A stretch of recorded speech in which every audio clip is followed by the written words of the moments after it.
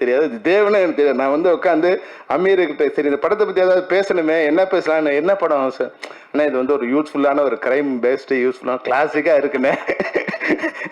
சரி அப்புறம் ஹீரோ பேர் என்ன பண்ண, அப்புறம் அது தேவ் அப்படின்னா, அப்புறம் ஹீரோயின் பேர் என்ன பண்ண, அதெல்லாம் நம்ம சைடில் என்ன நீ இது கண்ணியை கேட்டிருக்கேன்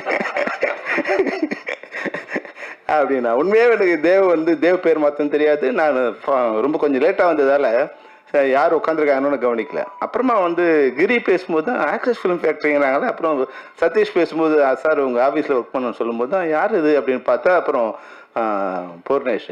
இதுதான் கன்ஃபார்ம் பண்ணியதுக்கு நான் கிரி கூப்பிட்டு கேட்டேன், ஏப்பா பூர்ணேஷ் தானே இதுன்னு. அந்த வகையில் பூர்ணேஷ் ரொம்ப ஆல் த பெஸ்ட். ஏன்னா அவங்க மாமா வந்து உலகத்தின் மிகச்சிறந்த மனிதர்களில் அவர் ஒருத்தர். அவங்க மாமா உலகத்தில் வந்து ஒருத்தருக்கு தீமையே தெரியாது, செஞ்சால் நன்மை தான் செய்வார் அப்படின்னா அது வந்து அந்த மனிதர் வந்து டெல்லி பாபு.